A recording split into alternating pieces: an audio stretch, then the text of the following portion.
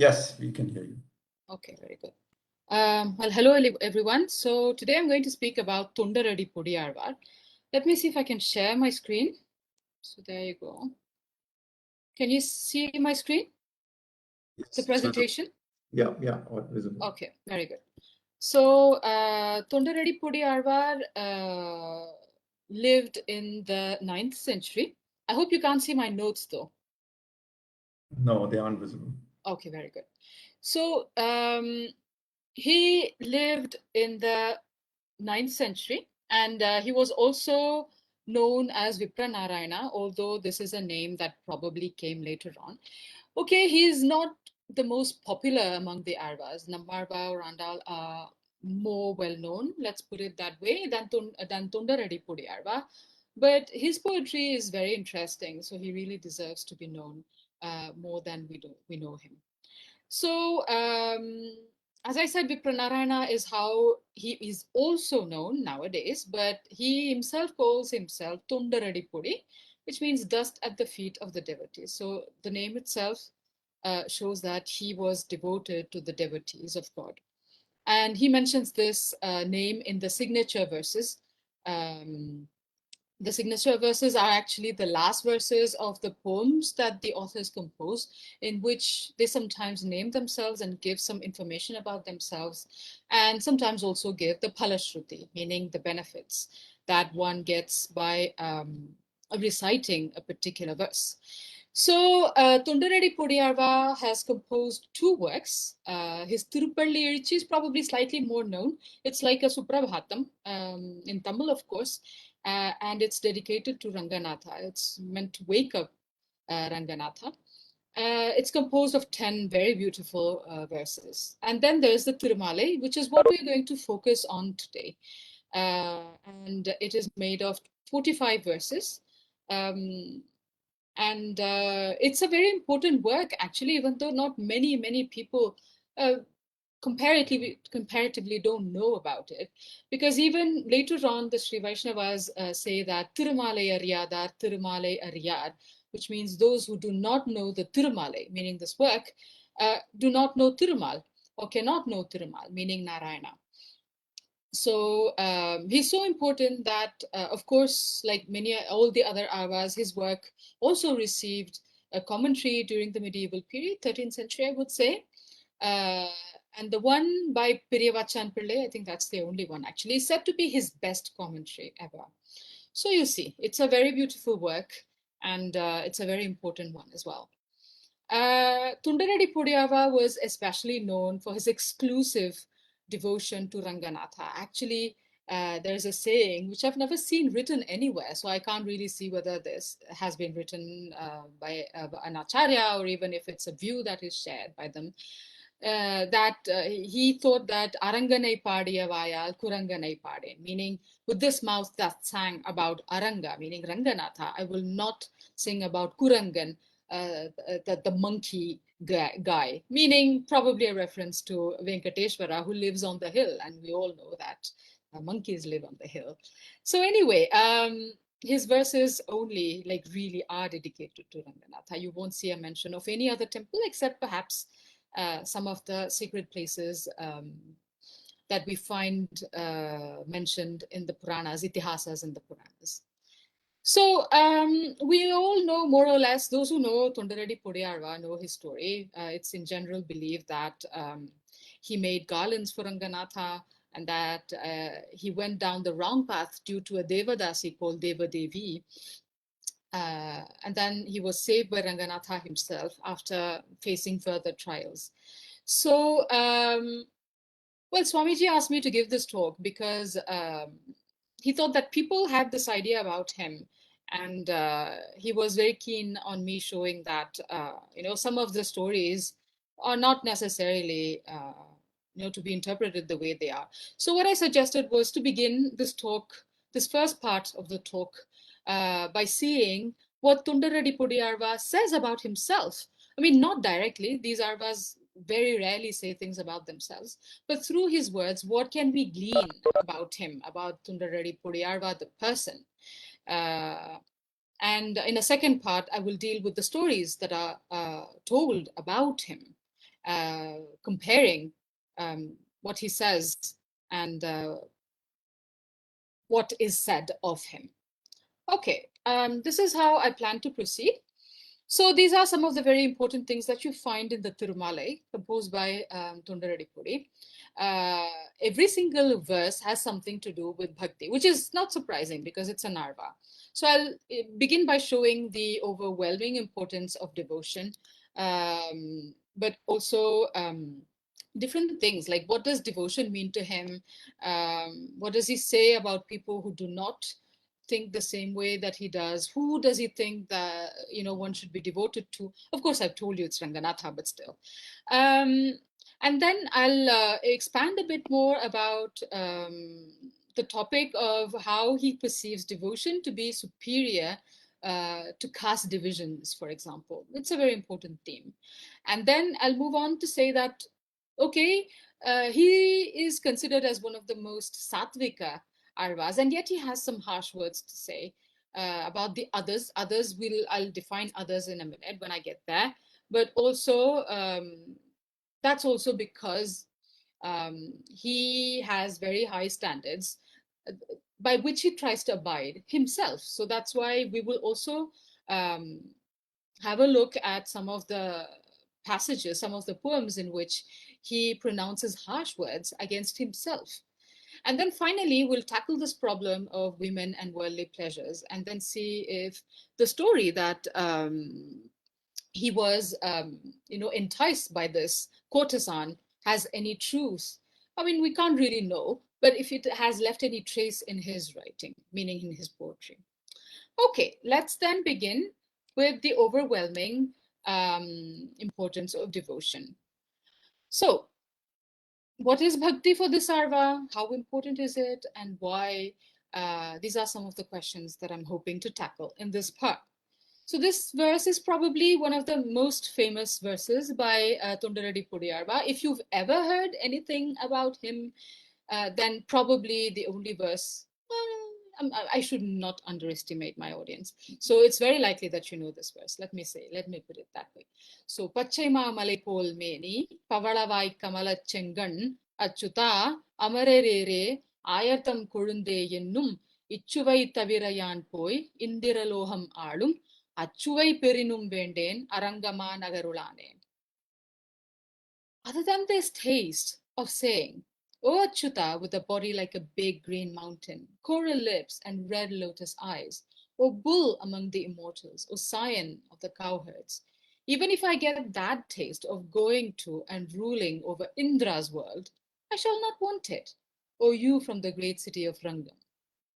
So we can see that here the emphasis that he puts is on the physical appearance of Ranganatha. There's also another verse that describes him. It really is reminiscent of Tirpanarva's Padadikesha Varnana of Ranganatha, but I won't get into that. So what Toṇṭaraṭippoṭi likes is God with his form, with his beautiful form, full of splendor, not some kind of arupa God, but Sarupa, and a God that has qualities, not some kind of Nirguna Parabrahman, because he likes his God to be well and alive and visually beautiful and appealing to all his senses, etc. So, and he also, if you have noticed, he links up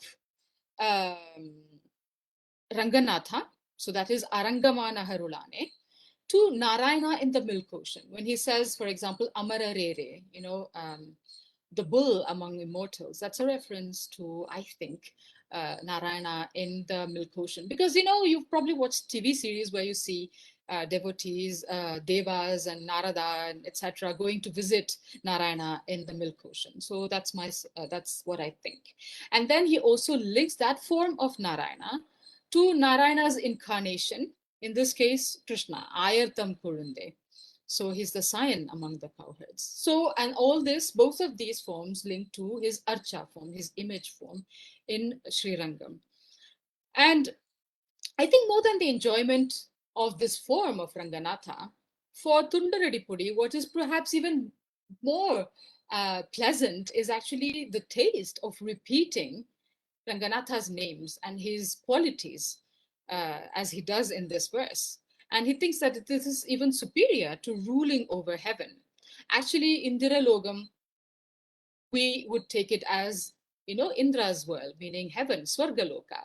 But actually, the Sri Vaishnava Vyakhyatas actually take Indra to mean God simply. So that would be Narayana.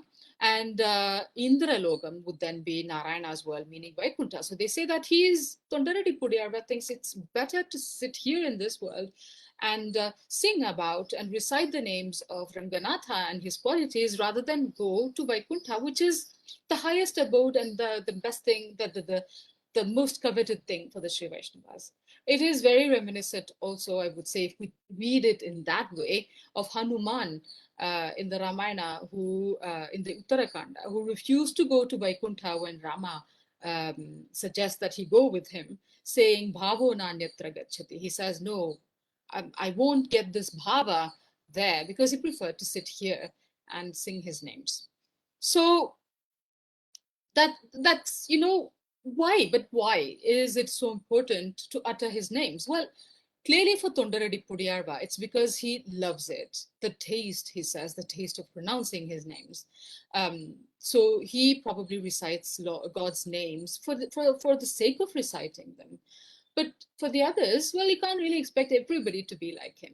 He suggests other reasons for doing so. And let's have a look at this verse. A part of it, not the whole. மொய்த்த வல்வினையும் வல்வினையுள் நின்றும் மூன்றெழுத்துடைய பேரால் கத்திரபந்தும் அன்றே பராங்கதி கண்டு கொண்டான். So those standing among the teeming, powerful karmas, thanks to the three-syllable name, Kshatrabandhu too came to see for himself the higher state. So I think I need to tell you, Kattirabandhu is Kshatrabandhu. So I need to tell you something about the name Kshatrabandhu, but also the story.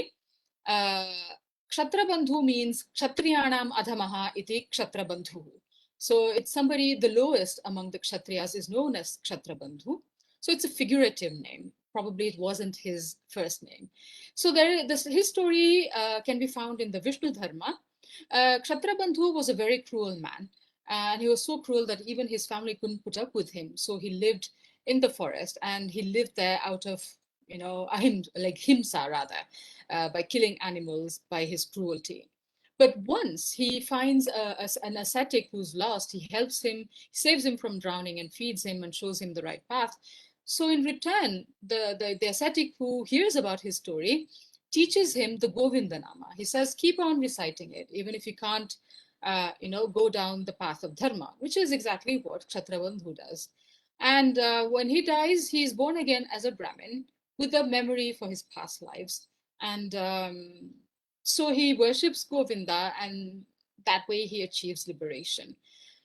So in this verse, by mentioning this person and thereby alluding to this story, Toṇṭaraṭippoṭi suggests that his names, if you can't recite his names for the sake of reciting them, then at least do so in order to achieve the highest state, which is moksha. So, and then here's what he says. In the next verse, he points out, he says something. Well, it's not just Ranganatha's or, in Narayana's names, but actually also the name of his town, in this case, Sri Rangam, that can redeem someone. So, Arivila Manidarellam Arangam Indraiparahil Puriyil Var Narahamillam Pullurunduriyumandre. So, this is also a part of a whole verse. So, if he says, if only all the men without knowledge would call out the word Rangam, would not all the hells abiding in the sense organs be destroyed with grass growing on them? So even the name of the town is as sacred as his own name. And this name, and also his, I suppose, are a means to curb the sense organs, which are the abodes of hell, because they cause one to perform actions, among which you have good actions, but unfortunately mostly bad actions, that causes to prolong the birth-death cycles, and that itself causes us to reach heaven and hell and then come back here and then go on and so forth, but not achieve moksha. So if you keep saying Rangam, then, well, you can just sever this vicious circle. And then he moves on to say something very interesting. I won't get into too much details because it's very, very theological, and it's not my point here. My purpose here is not to get too theological. He says, Tiruvarangam enna karuvile tiruviladir kalattai kazhikkindrire. O you without fortune in the womb itself, who do not say Sri Rangam. And then I forgot to translate the rest. It means Kalatai Karikindrire, you're wasting your time, he says. Now, what does this mean? The fortune, what does it mean to have the fortune in the womb? Well, he basically is calling people who do not utter Ranganatha's name or even call out the names of the place, Sri Rangam, people without the fortune, the good fortune that consists in getting blessed in the womb itself, presumably by Narayana. He doesn't say so, but presumably. Because what he implies by here is that even to say his names, to worship him, you need blessings, possibly by himself or by his people. Now, later on, the Sri Vaishnava Acharyas called this the Jayamana Kataksham, meaning, especially I think by Irumbiyappa, who was one of Manavala Mamunikar's disciple, but probably it existed before. I haven't looked really.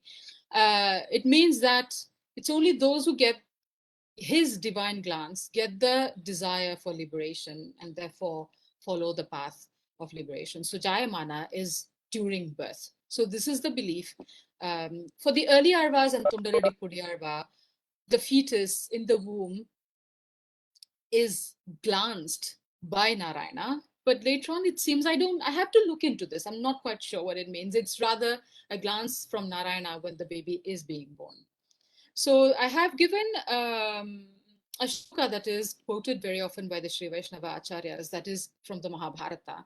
Jayamanam hi purusham yam pashen madhusudanaha sattvikastu sabhijñeyo bhaven mokshe cha nishchitaha. So my very rough translation is that, therefore, the one whom Madhusudana sees while nascent, meaning while being born, should be known as a sattvika and becomes determined for liberation. Okay, so as you can see, even to worship God, even to have a wish to be liberated, one needs to have His grace while in the mother's womb itself. As I said, the early Arvas also claim that. And anyway, I don't want to get too much into that. What we can see here is that bhakti is very important for Toṇṭaraṭippoṭi Arva. And so far he's mentioned uttering his names or his place names, etc., as one means of performing that bhakti. But I'll show you the next verse in which he also mentions meditating upon him as one of the ways. I mean, he doesn't say outright, okay, guys, do this, this is bhakti. He just says, why don't you do this? This is his way of suggesting the performance of bhakti. So, in this verse, he says, O you whose chest bears Shri and the mole, even if those who amassed karmas by killing and burning all the living beings in the world so that they are terrorized, if they place you in their thoughts so that you shine there and have minds that meditate upon you, they will not bear the fruits of their powerful karmas, O you from the great city of Rangam. So here, he mentions, as I said, meditation as another way of performing bhakti. So that's another, as I said, form of bhakti. So it's not just about uttering or reciting his names, although that seems to be a favorite thing with him. And why would one want to do this? Meditate upon him? Because he says even the worst possible sinners will be free from their sins. I'd like to know how, but that's what he says. And he's already given an example before, and that is of Kshatrabandhu, who was an awful person. And yet, even though he didn't get liberation at the end of that particular body, he did manage to get liberation at the end of the next body. Okay. And then let's have a look at another verse here. So, Aviye amude என்றன் ஆருயிர் அணைய பாவியேன் உன்னை எல்லால் பாவியேன் பாவியேனே. So there's a plain word here.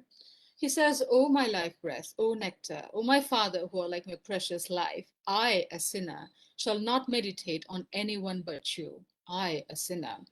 So, paviyen, that's pavi, papi in Sanskrit. And in is a first person ending, which means I, a sinner. But unnayallal paviyen, the second paviyen is bhaviyen, bhava. So I shall not meditate upon, remember, think of anyone but you. And then he repeats paviyen. Now just remember this. All this, oh, I'm a sinner, blah, blah, is you're going to see a lot of that in a minute. But what I wanted to show you in here is that in this verse, very clearly at least, he proclaims his undivided loyalty to Ranganatha, to Narayana, not other gods. Yeah, there you go. And you will see that this kind of extreme loyal devotion for him means that he appreciates the other devotees who have a very similar point of view. I'm afraid he's not very happy with people who disagree with his own view, but we'll get there in time. Right now, people who bear devotion, undivided devotion to Narayana, are so important to him that not even caste is an issue for him, as we shall see in this next verse by him. So he says, "Adimayil kudimayilla, ayal saduppedimaril, kudimayil kadaimaippatta kukkaril pirappelum, mudiyinil tulabam vaithai, moikkalar kanbu seyyum, adiyarai uhatti polum, arangamana harulane." So, O you with tulasi on your head, you seem to be pleased with the devotees who love your ankleted feet, thronged by everyone, even if they are born among contemptible people of dog-like low birth, of the meanest descent, more than Brahmins, well versed in the four Vedas, unfamiliar with devotion, who do not bear allegiance to serving you, O you from the great city of Rangam. So, he speaks directly to God, as you can see. He addresses him, "Oh, you with tulsi on your head, oh, you from the great city of Rangam." And then he says, "Oh, methinks this is your opinion." So he is probably quoting some older text in which I haven't had a look actually, in which Narayana says this, what matters is devotion, not quite so much the caste. Or it's also possible that he's giving his own opinion as being Narayana. So what he says here is, so as you can see, he addresses God directly here and reports his word to us. And he says that it is better to be a low-born devotee in a way, rather than a Vedic Brahmin. Like when he says Satupedimar, he means Chaturvedi actually. So rather than they are even better than a Vedic Brahmin who are non-devotees. And he repeats the same idea in another verse also, which we shall have a look at. So I'll just read the translation here, saying, "Oh, many Brahmins well versed in the four Vedas, walking down the path of faultless good conduct, even if they are of low castes, if they are our devotees, you worship them, give them, take from them. It seems you have," sorry, it should not be you too, "but it seems you have commanded that they be worshipped same as yourself, or you from Srirangam with ramparts." So, according to Toṇṭaraṭippoṭi, God's command, when I say God, obviously it's Narayana, not anybody else. So his command to the Brahmins is that they worship his devotees just as they would worship him. So he establishes a sort of equality between God and devotee. So again, we can see this is a reiteration of the superiority of the devotees over non-devoted Brahmins. Now, what does he think about devoted Brahmins? He doesn't say anything. But this is a very interesting verse in the sense that he says, give and take from them, but he doesn't say what. What do you give them? What do you take from them? The Vyakyatas think it means Vishesharthangar. So basically, it has something to do with extremely important knowledge. But could it mean food? I mean, feed them and eat with them?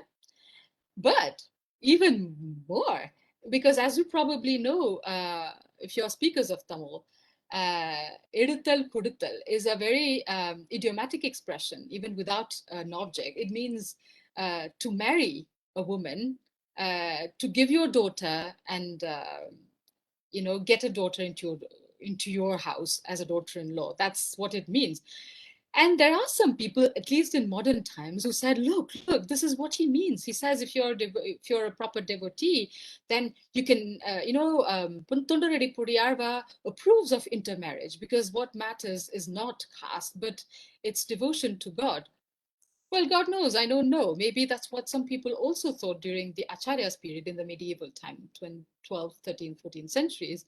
Um, is that why they made sure that it's not misunderstood and they said it's what you should give them and take from them is knowledge? Because even knowledge was not shared freely. But they don't say what kind of knowledge, or I haven't read properly. I should rather not blame them. I should actually go into the text and read properly before I say anything. Well, anyway, this is, I think, a very important verse. But because if Toṇṭaraṭippoṭi did mean, I mean, Eduthal Kodutthal means that today. Did that mean the same thing 1,000 years ago? I don't know. We need to have parallels in the Tamil language. But if he meant that, then he would have been quite a revolutionary, even nowadays. But you can imagine 1,000 years ago. So anyway, let's move on to another verse. It's very similar in spirit, but I wanted to show you because it's a kind of Anvaya Vyatireka pattern. Now, Anvaya is saying something straightforward in a straightforward way, and Vyatireka is saying the same thing with two negations. For example, you can say in a straightforward way, if you worship your Acharya, you will get moksha. That is Anvaya. Roughly, because it's a lot more complex than that, but I'm just making it very easy, probably even to the point that it's not quite exact. And Vyatireka is saying, if you do not worship the Acharya, you will not get moksha. So it's the same thing, but said with two negations, but it has more emphasis. Okay? So if you say to your child, if you clean this place, you will get a toffee. That's nice. If you don't clean it, well, you might, who knows. But if you say if you're not cleaning that place, you're not getting the coffee, it has more emphasis. So I think this is what he's doing here, the same spirit. He says, even if they are Brahmins by caste, who are leaders among your people, suitably reciting the unique 6 auxiliaries to the Vedas and the matchless 4 Vedas, if they revile your people at the snap of a finger, there itself, they themselves will be similar to outcasts, or you from the great city of Rangam. Okay, so far he said respect them, worship them just like you would God. And here he says, if they don't do it, beware. They are the ones who will be demoted, so to speak. So in a way, it means that devotion to Narayana, meaning uttering his name, meditating upon him, is superior to knowing the Vedas and the Vedangas, meaning all the fields of knowledges. Because he mentions, everybody knows the 4 Vedas, and there are 6 Vedangas actually, that's what he mentions here. And those are, I don't know if I should mention it, I just thought I would, the 6 parts, the 6 limbs of the Vedas, they are supposed to help a person understand the Vedas. So they are really branches of knowledge, very important. So you have Shiksha, phonetics, Vyakarana, grammar, Chandas, metrics, Nirukta, etymology, Jyotisha, which is astronomy, and Kalpa, which is ritual. All these, when you master them, you can make proper sense of the Vedas, but you also need to know the Puranas and the Itihasas, but that's a different thing. So maybe, just maybe, he hints here, Toṇṭaraṭippoṭi hints here that caste is not necessarily linked to birth, but rather linked to devotion. But maybe, that's my surmise, not sure. What Piriva Chanpillai, that's the commentator, 13th century Vaishnava commentator, says that here Vaishnava Ninda is condemned. Okay, you can't insult Vaishnavas, and this is what he points out. And it very much reminds me of the Shrivachana Bhushanam by Pillai Lokacharya, who lived later, I think, 14th, 15th centuries? No, maybe earlier than that, 14th, who says that discriminating the devotees based on their caste is similar to discriminating the different forms of God based on the material that he is made of. Like as if you say, this statue of Krishna is 5 rupees and this is 5,000, so this is better than this. It's very much the same if you're going to judge a devotee based on his or her caste.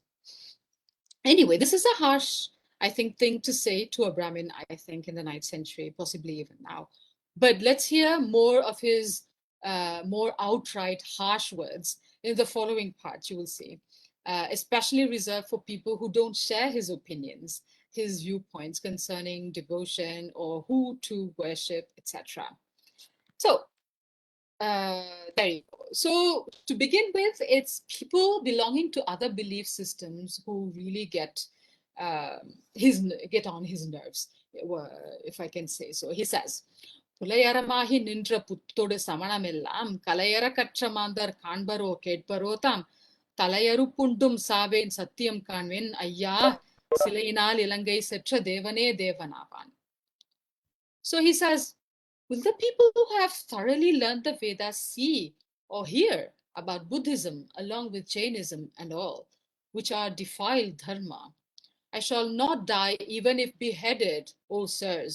Look, this is the truth. The God who destroyed Lanka, meaning Rama, with his bow, is God.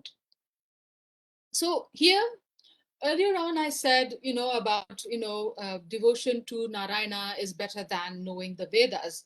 But that doesn't mean that the Vedas do not have a very important place for Toṇṭaraṭippoṭi, and this verse shows it. And that's precisely why I'm reading out this verse to you. Because he points out here that if you've thoroughly learned the Vedas, then you would not care to look at or even listen to all the sort of stories that the Buddhists and the Jains tell you. Okay, because presumably the Vedas are the only proper means of proper knowledge. And when he says dharma, it is Vedic dharma, because every other dharma he says defiled. And he uses the term pulai, which is pretty low. And he says those who are properly knowledgeable will not be interested in the heretic religions. And in this verse, he establishes that the only real God, perhaps based on the Vedas, because he's mentioned in the Vedas, etc., is Narayana. Rama, right? Because he mentions the God who destroyed Lanka. So he says, the God who destroyed Lanka with his bow is God. There's no other God. Okay, it is not very harsh in this verse, but let's look at this next one. Pretty shocking if you're not ready. வெறுப்பொடு சமணர் முண்டர் விதியில் சாக்கியர்கள் நின்பால் பொறுப்பரியனகள் பேசில் போவதே நோயதாகி குறிப்பு எனக்கு அடையுமாகில் கூடுமேல் தலையை ஆங்கே அறுப்பதே கருமம் கண்டாய் அரங்கமா நகருளானே. He says, if the Jains, the Shaivites, okay, Mundar can also go with Samanar. So it could be the shaven-headed Jains, but it could also be a reference to the Shaivas. So if the Jains, the Shaivites, and the unfortunate Buddhists speak with hatred, unbearable things about you, one ought to depart, with that hearing becoming a disease. If the aim is achievable to me, if it is possible, severing their heads in that very place is my duty. Look, O you from the great city of Rangam. So we can see that this Arva, who's called one of the most sattvic Arvas, does have a streak of aggression in him, especially because it's not if somebody does anything to him. No, it's not about him, but he cannot bear to hear bad things spoken about God. So he is left with two options. The first thing, he says to depart, povadu. Now, it can be taken in two different ways. It can mean to leave that place, because the Shastras say that if you're at a place where bad things are being spoken, disrespectful words on God, etc., you have to shut your ears and run away from there if you don't want to be considered as being participant in that conversation, especially if you can't defend your own God, faith, etc. Or it can also mean depart in the sense of dying. If you're going to take noi as disease, noi can also be taken as pain. So if you take it as pain, then it can mean just leave that place if it really is so hurtful. Or if you can take that listening to those harsh words, that can be the disease that kills you off because you can't bear to hear your God badly spoken of. Or the other option, he says, if it's possible, if I get the opportunity, if it's feasible, I'll chop their heads off. Now, I think it's the most violent thing said in the whole of the Divya Prabandha. But it says, well, if I want to defend him, he says he doesn't begin violence. He just defends. He uses violence, proposes to use violence in defense, but not quite the same thing. Anyway, let's move on to the next verse, where he still says a bit about who the real God is and why you should worship him. I'll read out the translation. O humans without discernment, is there another God? You do not realize that he is the one, except when you suffer. You do not know any higher hidden truth. There is no God but him. Humble yourselves at the pair of ankleted feet of my father, who grazed herds of calves. So here it's interesting. He says, except when you suffer. So you don't understand that, you don't know who God is till you suffer. Because when you suffer, you realize that nobody else is going to help you, no other God is going to help you. That's one way of reading this. But the commentators understand this rather as except when they suffer, in the sense that when the gods that you worship other than Narayana themselves suffer, sometimes they give boons and then they're in trouble. Unless and until they suffer, you, their devotees, will not understand that no, they are not gods, but this one is God. And I think this claim, there is no God but him, is very reminiscent of some other religious calls that we get to hear in other religions. Anyway, so this verse is more about his impatience for people who don't see the clear truth that he sees, which is one ought to worship the real God and that the real God is Narayana. Okay, another verse here, part of a verse. He says, while there is him with Garuda as a vehicle, you keep looking for wealth in the lap of Jyeshtha. Now it's in very similar spirit. He says that Narayana, meaning him with Garuda, so that's Garuda Vahana. Well, when there is him, you keep looking for another God, as if people wishing to have wealth go and look in the laps of Jyeshtha. Now, who is Jyeshtha? Jyeshtha is known also as Setai in Tamil. She is the elder sister of Lakshmi. She's Alakshmi, Moodevi in Tamil. Right? She is the repository of everything that is negative, like poverty, ill luck, laziness, sleep. And if you want wealth, well, you have to go to Lakshmi and not go to Alakshmi, right? So if you want moksha, if you want happiness, you ought to go to him with Garuda as his vehicle rather than the other deities. Anyway, he establishes devotion, he establishes who the devotion ought to be directed at, etc. And then he says some more harsh words. And this verse is very beautiful till you get to the last line.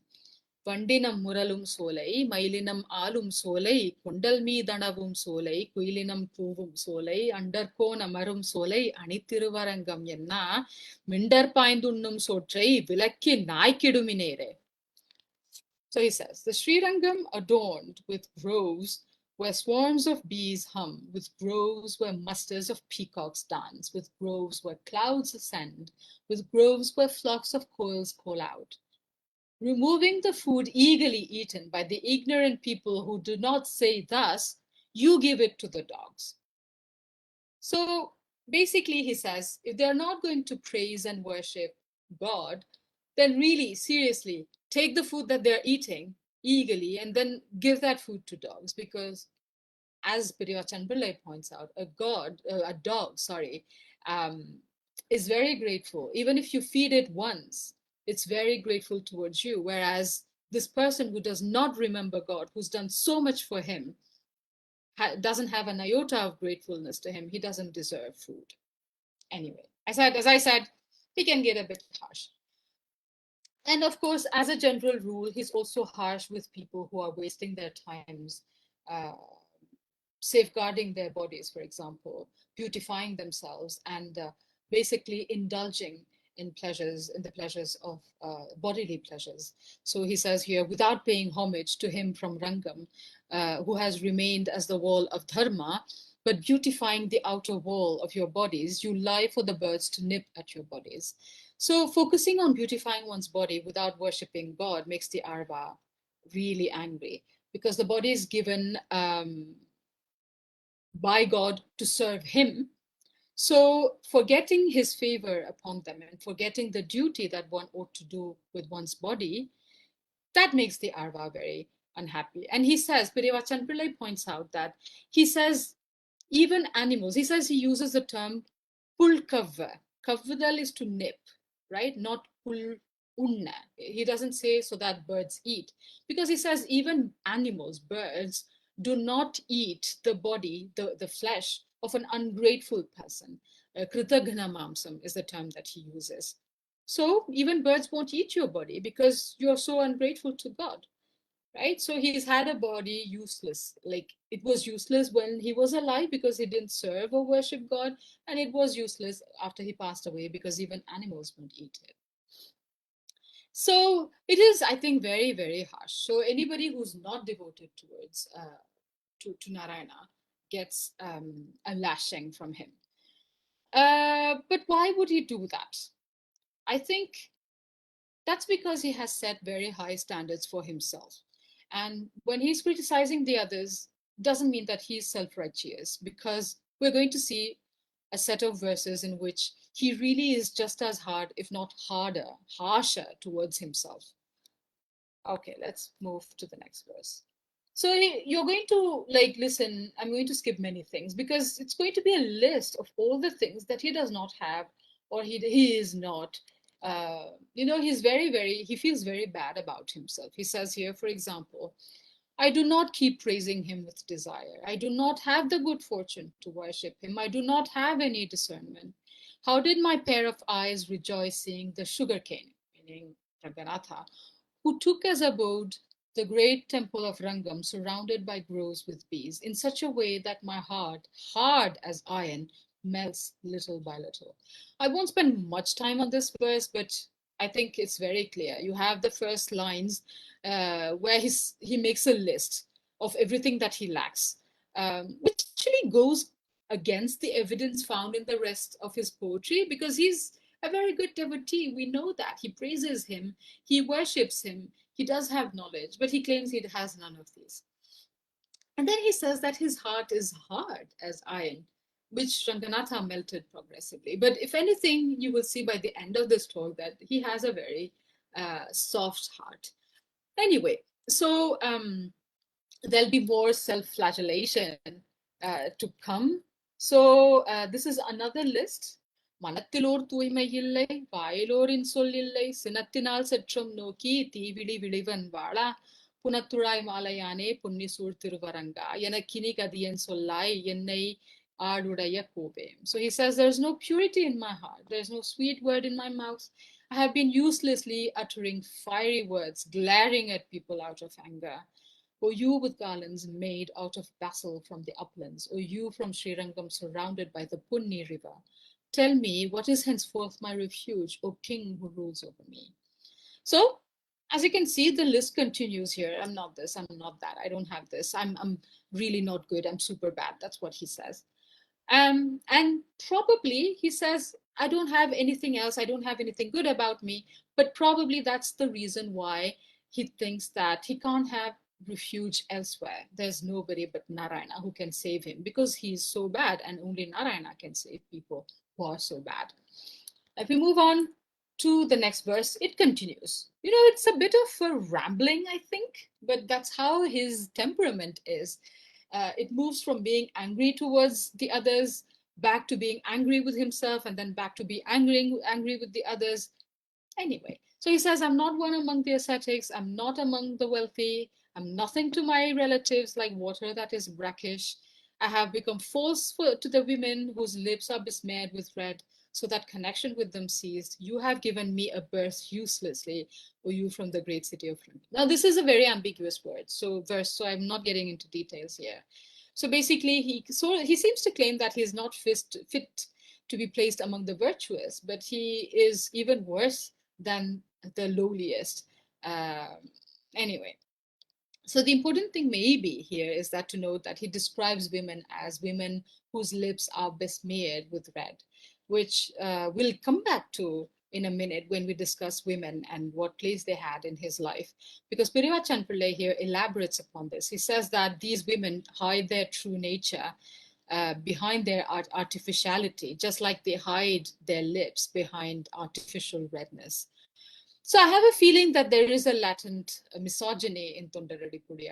As a few verses that mention women, but we'll see that more of that later. But for the moment, as you have seen, there is a list of self-deprecatory words, and it seems that he indulges quite a bit in lamenting. Okay. And then he moves on, he laments again, but I don't want to bore you further, but this is an important verse in which he says, I have failed at Brahminhood that consists in bathing and nourishing the three fires, and that takes intent to uphold. There is no knowledge about the self in me. I do not bear devotion to you either. What shall I rejoice with? O perfect soul, O ocean-hued one, I'm crying aloud. Look, do graciously protect me, O you from the great city of Rang. So again, once again, he thinks he's inadequate from all points of view. And from this verse, though, we know that he was a Brahmin, right? He says that he was not a good Brahmin. He was not a proper Brahmin, not sticking to the rigorous duties called for by Brahminhood. Here he mentions the three, preserving, nourishing the three fires. This is a reference to Agnihotra. So he claims that he doesn't have something, he says, in kan ilai. He says, I do not have. He doesn't say what.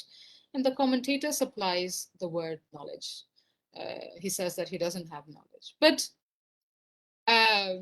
it's surprising. Maybe not. Well, anyway, because he clearly has knowledge, he clearly has devotion, but he keeps saying that he doesn't have either.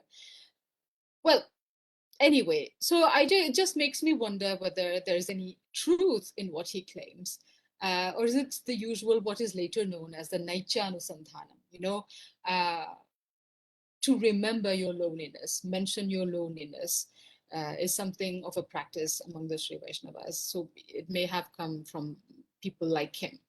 Or is it, a means of obtaining grace, because the worse off you are, the more kindly God will be to you.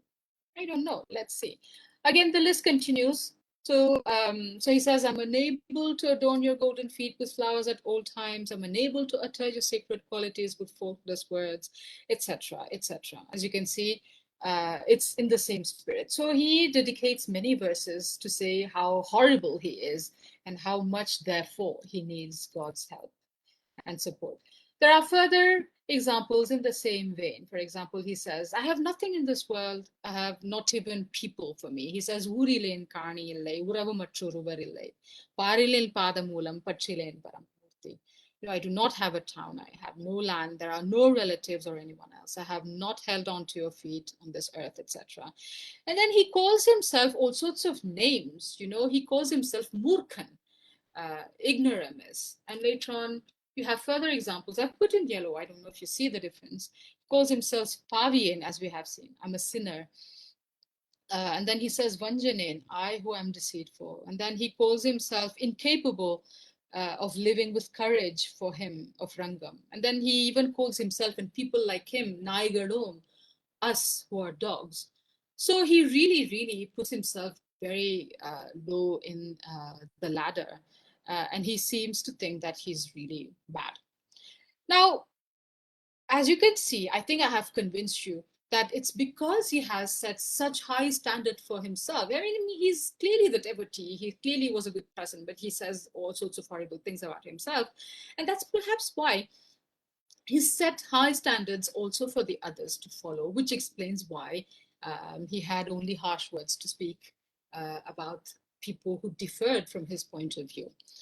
But anyway, as I said, we need to be reluctant to accept all too easily that he was that bad a person that he claims to be.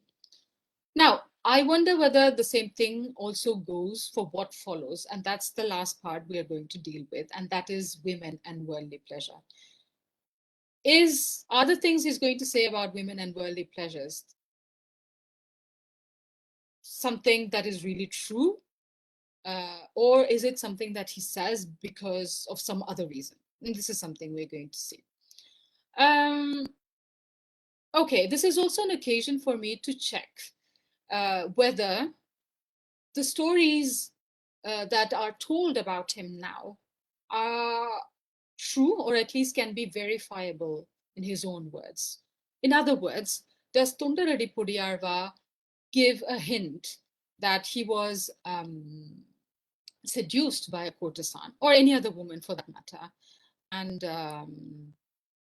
well, let's see if the story has any basis in his words. That's what I wanted to look here.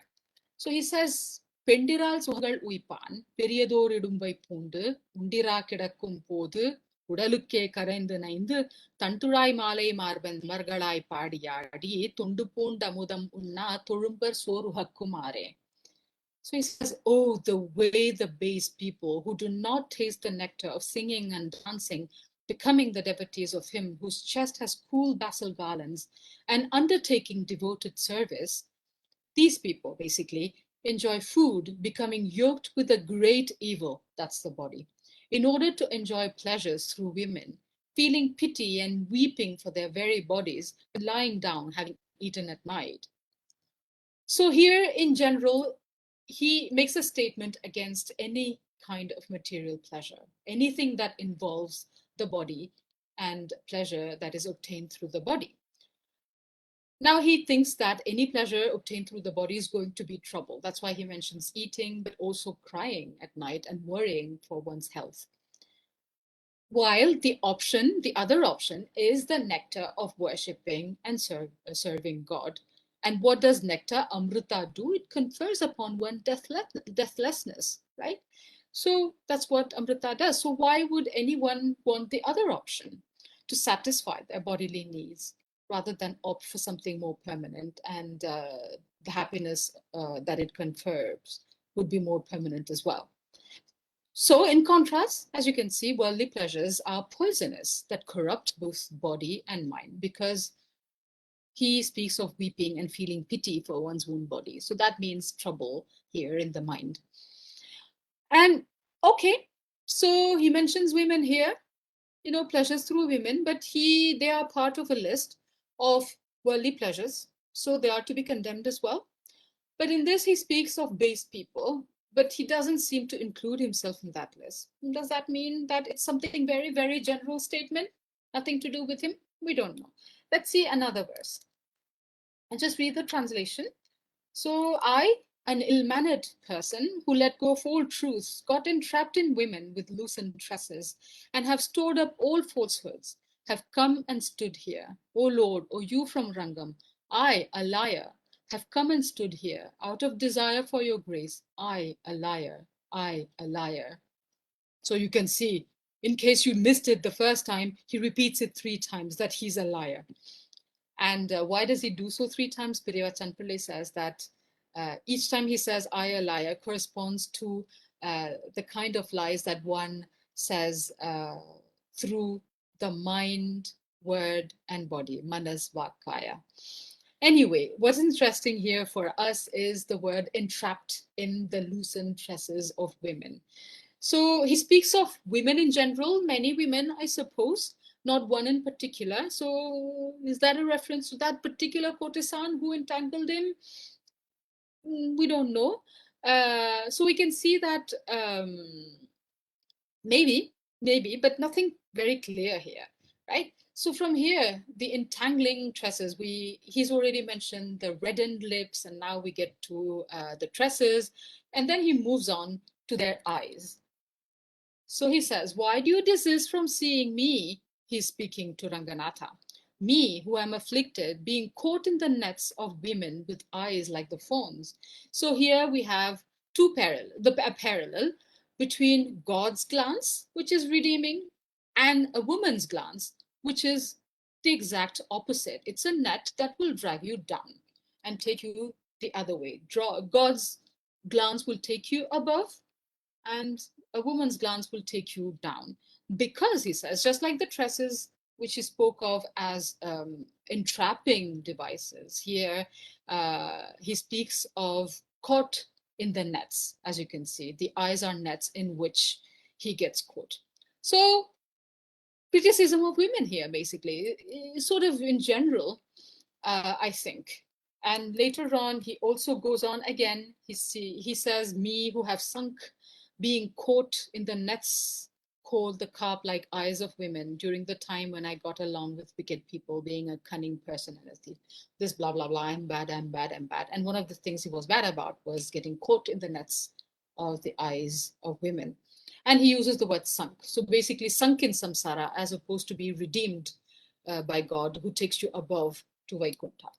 So he doesn't say anything more about women than this. It's very general. I think it's very vague words on being caught by the hair or the eyes or the lips of women, which is commonly found in other bhakti verses as well, which I'm sure you know. So the story of him being enticed by a Devadasi may have come from this. But as I said, it's not the first time we come across a man supposedly caught by a woman, and then he comes out of it and becomes a celebrated devotee. So how much truth is in there? I don't know. It's very hard to say, but you can see it's nothing very specific. Okay, so all these laments about himself, are they just laments, confessions of truth, of all the wrongdoings that he indulged in? Or is it poetic exaggeration? Because, you know, poets like to exaggerate everything. In this case, it's a saint poet. So maybe he's exaggerating so that Narayana feels more grace and feels that grace even more quickly because his own, because his position is a very desperate one. Maybe. Just to recap before I sign off, we have seen so far from his own words that Toṇṭaraṭippoṭi sets a very high bar for himself as well as the others. He believes in only one God, and that God is Narayana. And he thinks that worshipping him by different means, meditating upon him, reciting his names, etc., are essential for salvation. And we have also seen that he can get quite aggressive when somebody does not acknowledge or respect Narayana, and he speaks harshly on those occasions. And once again, to finish off, we don't really know from his words if he actually had an affair with a courtesan that took him off the right track. But during the next talk that I'm hoping to give next month, I'll focus on the